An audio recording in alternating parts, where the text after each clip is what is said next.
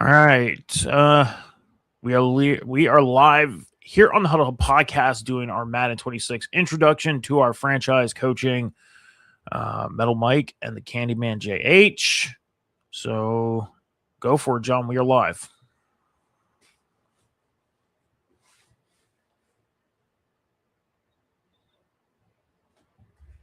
Welcome, everybody. Metal Mike was kind enough to get us both Madden.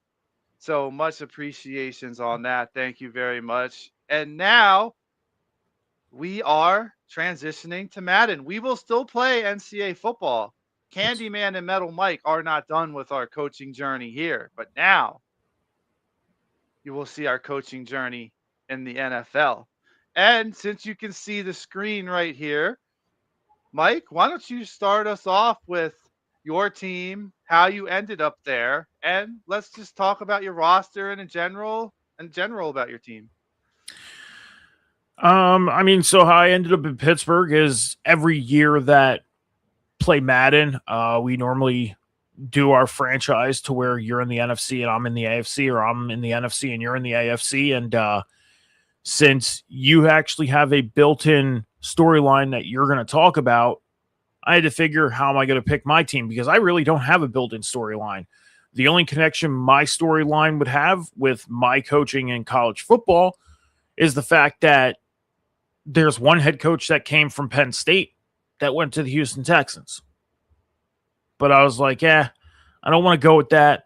So I'm just going to do the traditional process of elimination that I normally do every year. And that is set up a randomizer wheel that we've been using for the past couple of years.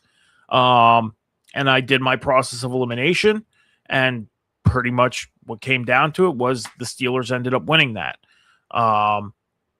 Quick recap on how I do it is first round, I have two matchups. For example, if you take the AFC East, I had the Bills against the Dolphins, the Jets against the Patriots, and the first team that got landed on 5 times was eliminated. Second round went to 7 times. Third round, 10 times, which is the semifinals, and then the championship round, whoever got 20 lands first was the loser.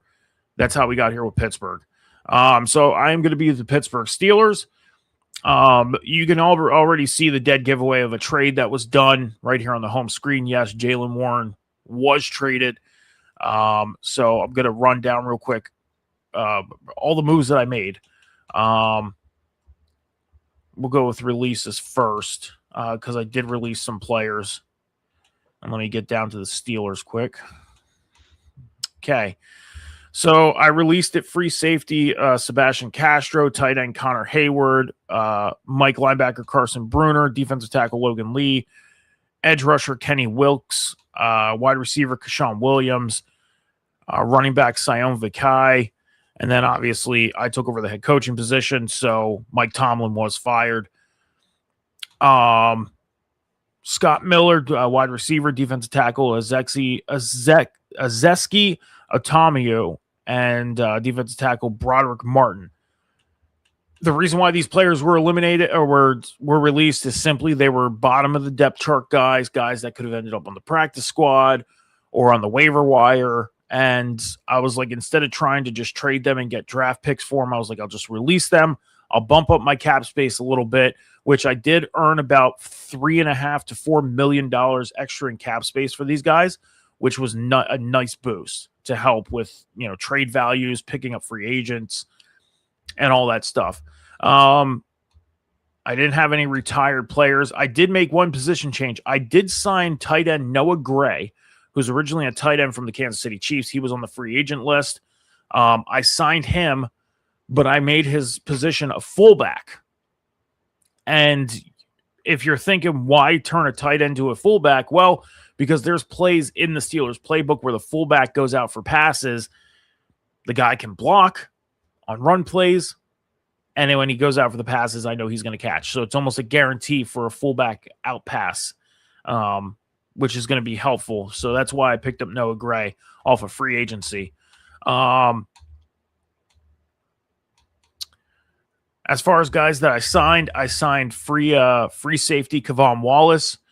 to a 1-year, $1.65 million deal. I also signed right guard Kenyon Green. I signed free agent defensive tackle Christian Wilkins, which was a huge pickup because he was the top guy on the free agent list. Top guy. So hopefully he could be a huge factor for my defensive line, because so surprised that he was just sitting there. And I'm taking him. I needed to boost that defensive line a little bit. Obviously picked up Noah Gray. I also signed wide receiver Kadarius Toney, James Burnip off of I believe this was the Packers practice squad.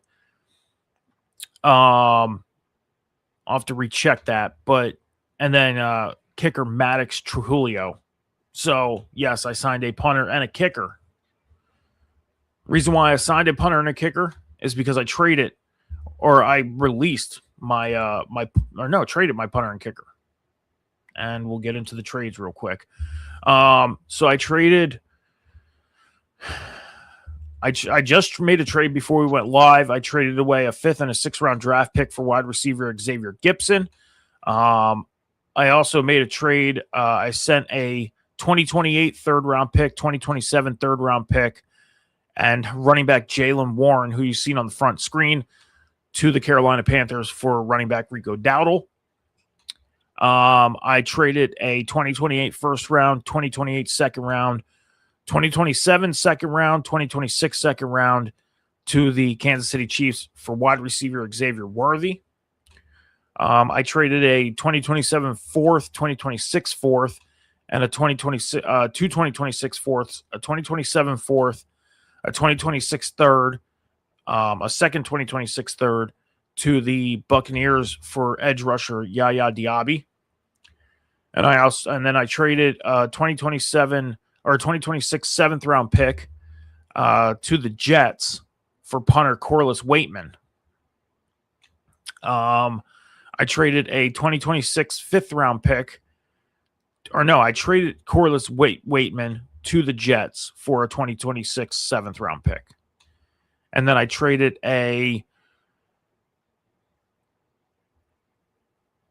Chris Boswell and a 7th round pick 2026 to the Giants for a 5th round pick. I traded Jabril Peppers to the Texans for a 7th round pick. I traded tight end Jonnu Smith and a 7th round pick to the Chiefs for a 4th round pick. I traded Marquez Valdez-Scantling to the Dolphins for a 3rd round pick. I traded wide receiver Adam Thielen to the Browns for a 4th round pick. I traded quarterback Mason Rudolph to the Falcons for a 6th round pick. I traded edge rusher Nick Herbig to the Lions for a 4th round pick, and also sent them Sion Vaikai. So yeah, those were all the trades that I made. I think that's it. Oh, my signings real quick. I got to do my signings real quick. Oh, no, I did my signings. Never mind. Yeah, I did do my signings.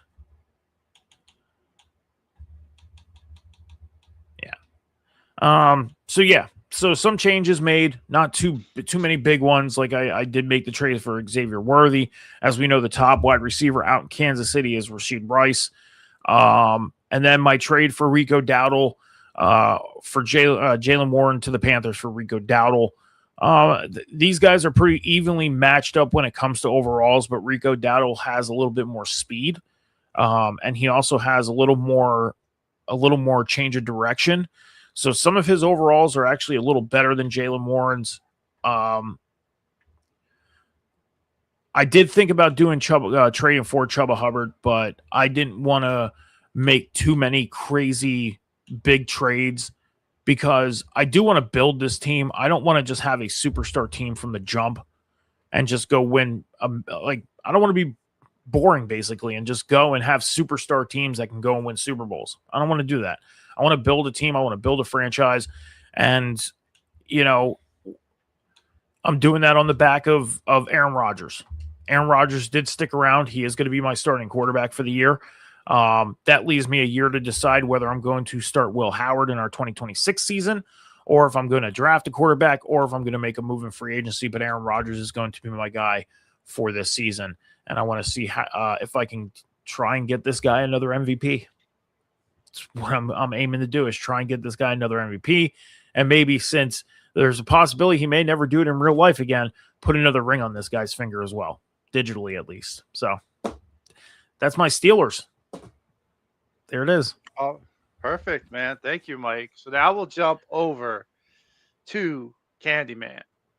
Now, Candyman spent 5 years at West Virginia. And during those 5 years, he made 4 Big 12 conference championship games. Now, the Big 12 conference championship game is played at AT&T Stadium, home of the Cowboys. While he was there, he formed an unexpected friendship with Dallas Cowboys owner Jerry Jones, to the point where during the off season, Jones would invite him over to watch, to the stadium, to hang out in the press in the upper boxes to watch Cowboys games. They formed an unlikely friendship. When Candyman's time to leave college football behind him and pursue his dream of coaching in the pros, Jerry Jones called him and said, "Hey, why don't you come to Dallas? You know the stadium. You're familiar with it. We're friends." But Candyman had one request, and that was he had full control of the team. Meaning Jerry Jones would have to kind of step aside from being owner GM.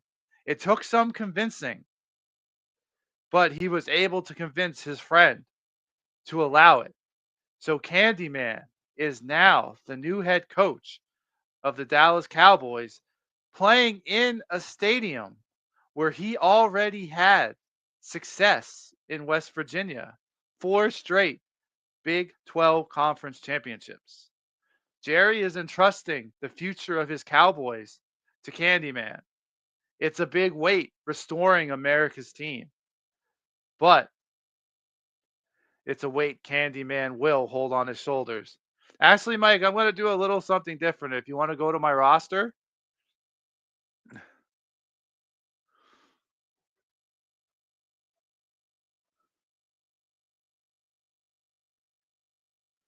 Perfect. So here are Candyman's Dallas Cowboys. And as you can see, Shador Sanders. What? He's a Cowboy. Yes. Because while he was at Candyman, West Virginia, he got to know Coach Prime. And he knew Coach Prime wanted Shador to be a Cowboy. That was one of the teams he wanted Shador to go to. So he called up Coach Prime and said, "Hey, I'm about to make this trade. I have my eye on your boy, your son, to be my quarterback. What do you think?" And he said, "Go for it." He gave his approval. So Dak Prescott got sent over to the Cleveland Browns for Shador Sanders and 3 first-round draft picks. And that is how Shador Sanders became a Cowboy. Under him, Joe Milton, backup quarterback, another player that Candyman really liked when he was in Tennessee. Joe Milton, not Candyman, when he was a starting quarterback. So Candyman is rolling with 2 quarterbacks. At running back, Candyman traded Javonte Williams for Tony Pollard. He is bringing Tony Pollard back because, to be honest with you, I've always liked Tony Pollard and I wanted him back on my team. I feel like he's a very underrated running back. Miles Sanders is under him, but Miles Sanders is injured and he will not be a Cowboy when he comes back because I'm not a Miles Sanders fan at all. So backing up Tony Pollard is Texas rookie Jaden Blue. So I'm curious to see what that 1-2 punch is going to be with Pollard and Blue. Now we're going to head over to the wide receivers. And CeeDee Lamb is there. I was no way giving up CeeDee Lamb. But under him is George Pickens. He's gone. You see, I needed draft pick capital because going into this year, Dallas had 3 draft picks, 1 first-round pick, 1 fourth-round pick, and 1 fifth-round pick. And I said, no, that's not going to work. So I traded George Pickens in a trade, I believe, to the Panthers and brought in Xavier Legette and some draft picks. So Xavier Legette, underused, underappreciated in Carolina, is now going to be my number 2 receiver. So, and my number 3 receiver is going to be Jalen Tolbert, with my slot receiver being Kavonte Turpin. He's got that 97 speed, 94 acceleration, and 92 agility. I'm expecting some good things out of the slot with Turpin. Tight end, I didn't touch. I didn't touch anything with the offensive line. Let's see. I didn't touch anything with the left edge or the right edge. My moves were mainly offense. I didn't touch anything with defensive tackle or Sam linebacker or Mike linebacker. So that's all Dallas there. I think you're My mainly next, offense. Yeah. yeah, I did add, because I liked him when he was at West Virginia, I did add free agent Will linebacker Kaiser White. I think he's going to add excellent depth. He's his 7th year in his career, so if anything happens to Overshone, I can just plug Kaiser White there. But yeah, I mainly focused on the offense just to build it how I want it. I do want to go over my draft picks real quick. I know Mike ran them down real quick. But like I said, going into this year, I only had a first-round pick, a fourth-round pick, and a fifth-round pick. Now going into the draft, I have 2 first-round picks, one from Cleveland in the Dak trade and my own. I have a second-round pick, a third-round pick, and a fourth-round pick from Carolina in that Xavier Worthy trade. And I also have, oh no, that's it. And then next year I have some good draft stock. I have, oh yeah, they already had Green Bay's pick. I don't think I made that trade. So they have 2 first-round picks. Actually, I think I did. I think I did swapped out first-round picks with Green Bay. No, Because that's part of the Micah Parsons trade from real life. Oh yeah. You're right. I forgot about that. You're right. Yeah. I have 2 first-round picks, and then one of each except the second. 2028, 2 first-round picks because I had 3 first-round picks from Cleveland, and then everything. So I set up Dallas's draft stock to be able to build a future team, and I already have plans for this Cleveland pick. So I want to see if it turns out well, and that is it. Oh, I forgot. I do have one more player. If you can go to free safety. I scoured the free agents because not only did I want Shedeur Sanders, I found Shiloh Sanders on Denver's practice squad, and I signed him. So he's reunited with his brother. They're both Cowboys. That Sanders legacy in Dallas can continue. I have Shiloh as my backup right now because I want to develop him into a starter. I feel at 63, he's not ready to be a starter yet, overall 63. But that's it for Candyman's My Dallas Cowboys. I'm going to run down my draft picks real quick. I forgot to do that. Okay, go for it.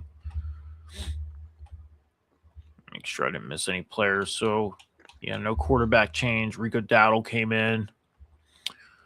No Gray. Darius Tony Gibson, I just traded for. Oh, I did pick up. Oh, no, I didn't. Never mind. Thought I picked up a tight end.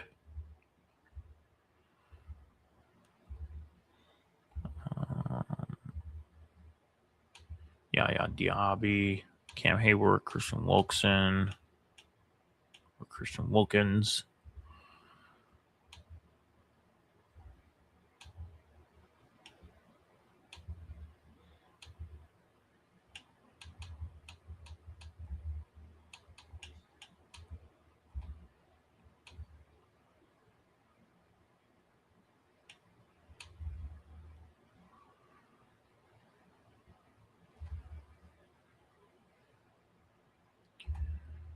All right.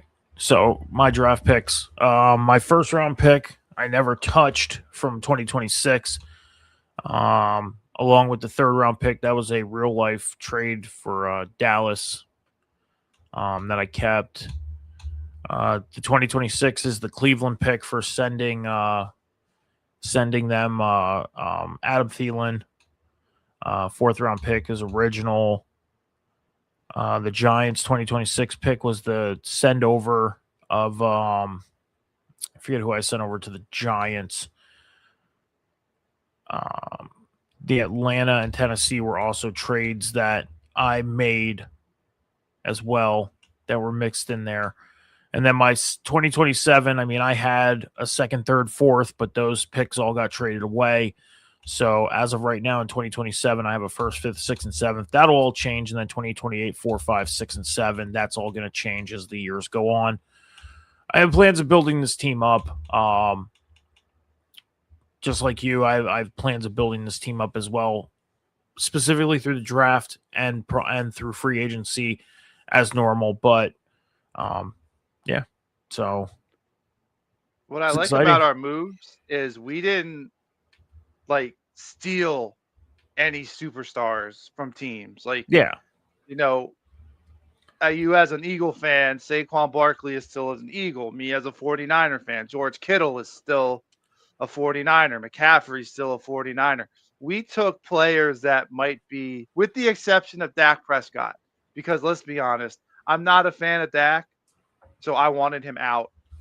So I went with the rookie quarterback, and I'm expecting my salary cap to be terrible, which is going to be part of the challenge of this rebuild for me because of that trade. You know, so we kept core players together to keep this competitive. And that's what I like, because I didn't want to build a superstar team, and you didn't want to build like an all-star team either. Yeah.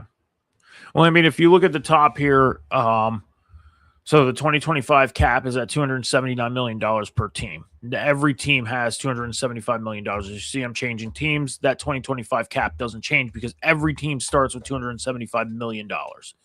So that's a good focus. I had $6.83 million of rollover from 2024, which adjusted my cap to $286 million. I have $16.9 million in cap space left after all the moves that I made. My 2025 salary was $253 million with $16.4 million in cap penalties. So basically accruing all the players that I have right now, if I were to make big trades or trade away a guy with a high contract, I could be facing a $16.4 million cap penalty, which would be bad because I'm at 16.9 in cap space right now.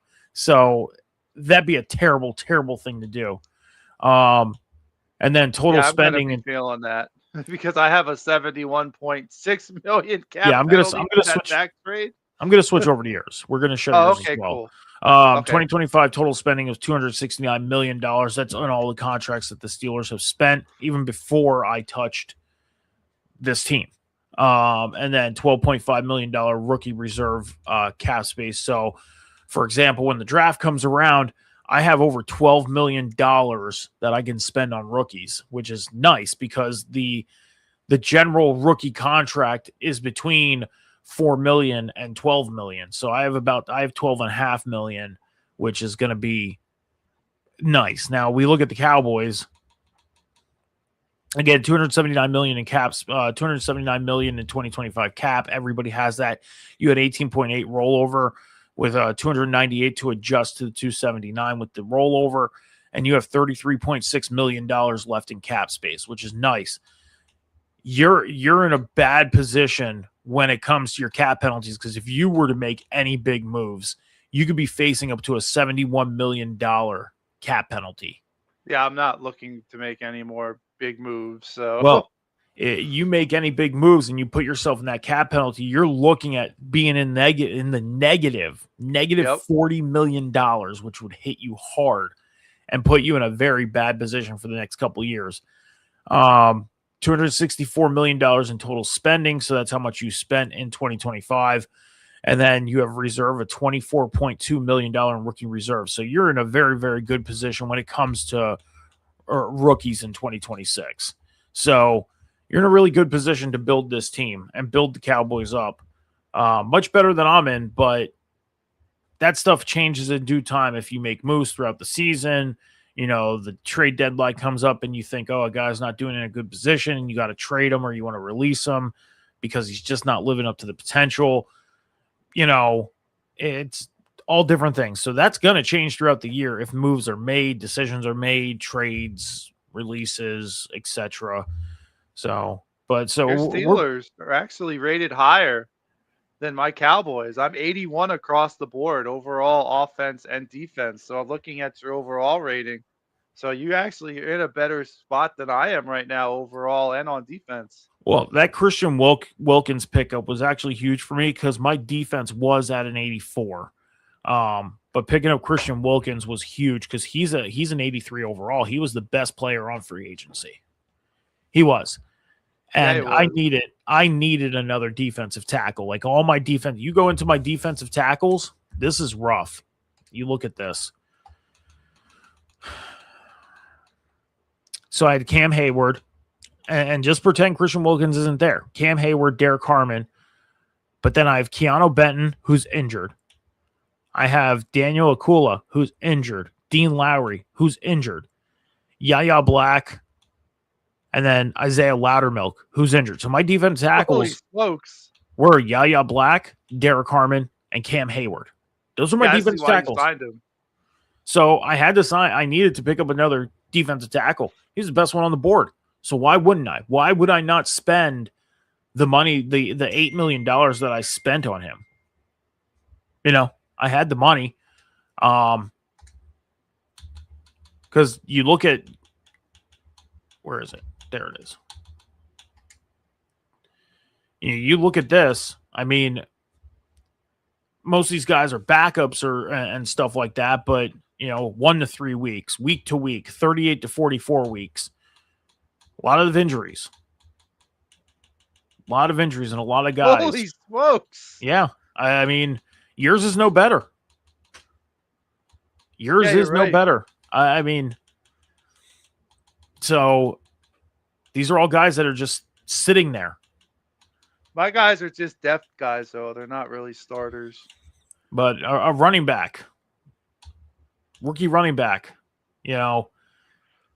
waiting for him to come off this injured list. He has no injury. He's on the injured list, so you're waiting for him to come off. But Miles Sanders, Trevor Keegan, Robert Jones, Johnny Cornelius, Peyton Turner, Jack Sambor, Josh Butler, Trevon Diggs, week to week. Juanye Thomas, who's week to week. So yours is no better. Yeah. A lot of teams is all these injured lists. So do you want to go over your schedule? I mean, we can. I mean, it's regular existing. We could skip that if you want. It's up to you. I mean, it's the regular existing schedule that's going on right now in real life. I mean, okay. So we can always go. We could just do the schedule. We could just do the schedule overview when we're done with this year, when we do our recap. So let's just go over then. Let's just say what our expectations are for the team then, before that, then close it out. Okay. I do want to say one thing first before I get into that. Okay. So my thoughts on the game overall, because we have obviously have played this game before we started doing this. I'm going to say this. This is arguably the best Madden that's been made in years. I 100% agree. I couldn't get into last year's game at all. You tried to get me into it, but it just felt like every other Madden to me. This one, get a halftime show with highlights. You get a weekly show, recap show with highlights. This is like what I've been waiting for in Madden. I completely agree with you. I think the last time Madden really had a good aura to it was 2019, 2020. When they changed engines, when they started putting a little more thought into the on-field gameplay. And what I mean is changing of direction, the way players moved. When you challenge plays, they did focus more on the play of challenge than just a random, ball spot or anything like that. But when you look at past games, one big thing is weather effect. Snow games. You can hardly see your wide receivers at times. And when it snows hard and you're watching a football game on TV and it's snowing hard, or you're at a game, it's hard to see. It is, if it's snowing very hard. The realism. If it's downpouring, like torrential downpours, it's tough to see players sometimes. The players slipping all over the place when it's snowing, raining, the change of direction when you don't want the change of direction because of the weather, the effect that the weather gives. They really, I think what motivated them to put this much thought into this game was the success of College Football 25. I agree 100%. And nothing against College Football 26. Love College Football 26. But I think 25 had a slight edge on 26. I do. I think 25 had a slight edge on 26. 26 is a fun game. It is. I'm having a lot of fun playing it. But 25, I feel like, had that little bit of specialty to it because, number one, it's the first game we got in 10 years in college. So they put thought into it.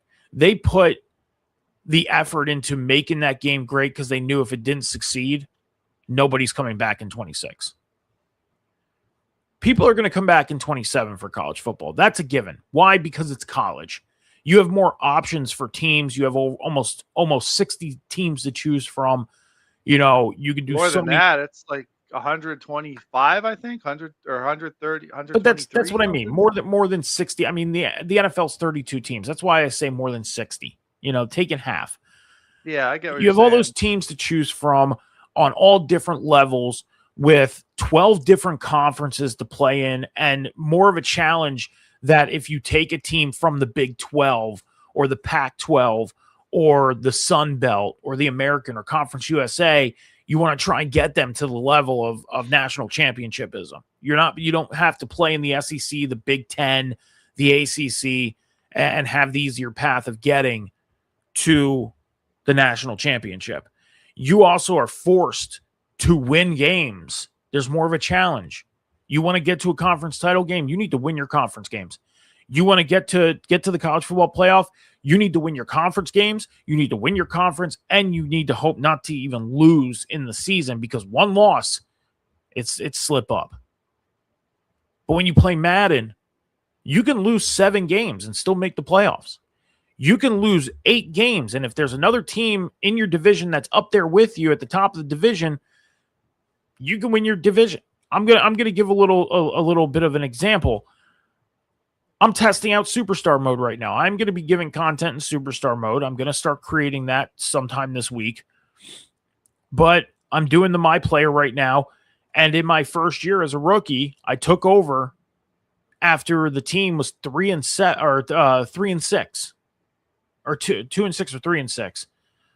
Okay, became the starter. Lost my debut to Green Bay in a snow game, 15-10.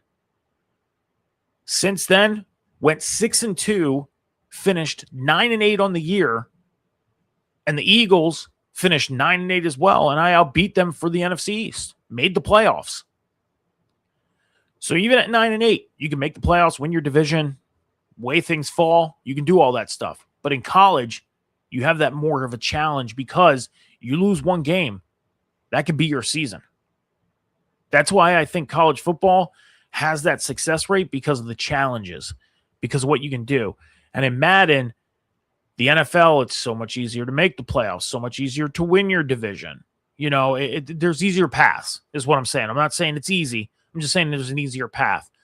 So they really had to put the thought into this game. They needed to make this game great, because if they didn't, there was a chance that this game was going to fall off, and we may never get another Madden. I doubt that'll ever happen. Well, I mean, we don't have to talk. Popular. We don't have to talk about it, but because of everything with EA and everything, and all the changes the NFL is making, you never know. It can go away just like that. It could. And this is one of the highest rated Maddens in nearly 10 years. So they made this game great in all different levels. Your superstar mode, in your franchise mode, and even online play. Everything's better. And this is arguably the best Madden in years. And the how fun and exciting they've made this game, how challenging, even on different levels of difficulty, this game is. They made it awesome. And the effort they put in. Is there still some changes that people are arguing about and people are complaining about that they want to be made and see? Yeah, there's always going to be, because it's a video game. They can't give us everything we want. They can't. One day they'll be able to, but right now they can't. You know, and I talked about this with you, and you don't like the idea, and that's fine. This is my own personal preference with this screen right here, the news screen. I said to you, how fun would it be? Because I was having a big game in my superstar mode with Malik Neighbors. And I mentioned to you, I said, how fun would it be if they took this news screen and half of it, cut down the middle.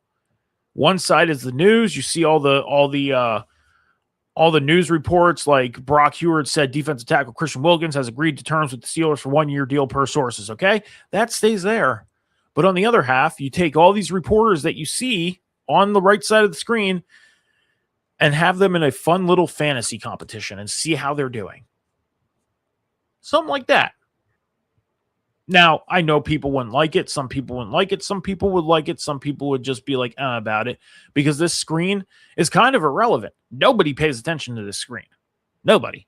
So why not add something that could be a little interesting? Other than that, it's still not a complaint. It's just a thought. They're never going to be able to give us everything we want, but this is a great game. And I am so excited to get into this and so excited to start this dynasty. Same here. So that's all I got to say. All right, man. What are your expectations for your Pittsburgh Steelers? So, I mean, the expectations are always to go out and win Super Bowls, right? But that's always going to be an expectation, is to go out and win the Super Bowl. Just like in college football, the expectation is to go win a national championship. My expectations for Pittsburgh, though, I have some small expectations other than winning Super Bowls. For example, this is going to probably be Aaron Rodgers' last year. One of my focuses is going to try and get him another MVP. I'm going to be focused on trying to get Aaron Rodgers another MVP trophy.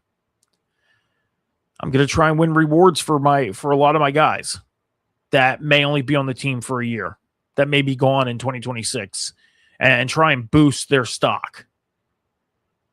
But hopefully I can boost them enough to where I keep them and they keep playing for me so they don't want to leave, because we know players can make the decision of not signing with us. And just win, the simple things: win the division, make the playoffs, win the Super Bowl. That's that. If it happens in year one, if it doesn't happen in year one, that's fine. We got 15 years to go out and win Super Bowls and division championships. my focus is just to get this team to stability and get this team to the winning ways that it should be in, and hopefully keep my job in the process. So that's focus for year one. Awesome. Yeah, man. My focus is for the Cowboys is real simple. Win the games that I'm supposed to win the East, win the Super Bowl. I had a lot of success in college football, and I'm looking to transfer that over. I feel like I made the moves that I needed to make year one, and I expect nothing else but at least a playoff berth and a division title. So those are my expectations for this year. I'm going to feel out my team at first, but I feel like I said I made all the moves I need to make. I feel like this is a complete team despite the rating. I have the players I want there. Now it's time to just show it on the field. So I'm expecting at least a playoff berth for the Cowboys. All right. All right. Is there anything else you want to add? Nope. Okay. Well, then, as always, thank you all for joining us, whether it's on Twitch, the Huddle Hub podcast Twitch, or the YouTube channel, or Candyman JH Twitch and YouTube channel. All links will be in the description. So if you like this video, please like, share, and subscribe. Don't forget to click that notification bell so you get all the content you see when it drops. And please head on over to our Twitches and follow. It would help both of our channels out. The Candyman JH, the Huddle Hub podcast. It would be greatly appreciated.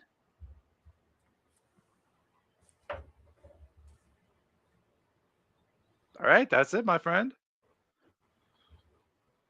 Now we can officially start. All right. Well, this was the introduction to Madden 26. All right, this was the introduction to Madden 26, the 2025 season. We'll be back with the season end for Madden 26 once we finish year one. That's in conclusion of this season, but also, as you know, we do our lives for college football as well. So we'll also be doing our lives for college football.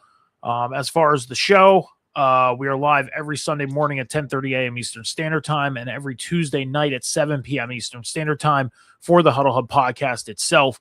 I will be live tomorrow morning. Cam is going to be off for the month of December, so you'll see me in the month of December on Sunday mornings, and then I'll be with John on Tuesday nights. Selection Sunday is tomorrow from 12 to 3. So me and John will have all of the news and breakdowns and everything for you guys on Tuesday night from Selection Sunday. I know we talked about possibly going live during Selection Sunday, but I think it'd be best that we just, save it for Tuesday, have all of our information and try and gather everything together. And that way we can just have full-on discussion about everything from Selection Tuesday, opposed to trying to follow along live as things are happening. But I don't know. We could discuss that off air, whether we'll be live tomorrow afternoon or not for it. But I will be live tomorrow morning, 10:30 a.m. Eastern Standard Time, with all the news from the NFL, milestones and records to keep an eye on for this week, and the schedule for the NFL through Sunday and Monday night. And we'll be recapping conference championship weekend as it is occurring right now. I believe we're wrapping up Texas Tech and BYU. I didn't see the score to that, but yeah, Texas Tech is crushing them. BYU looked right from the gate, went up 7-0, but it's been all Texas Tech since I had the game on. And I'll tell you what, you know who's happy about this? Me, because I'm winning. No, not you.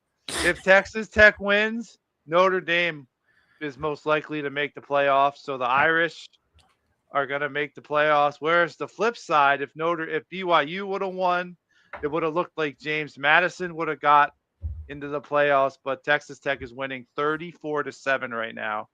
So I'll have a recap of conference championship weekend for you guys tomorrow morning, run down the NFL schedule for Sunday and Monday night, and have all the news and milestones and records and stuff that we keep an eye on.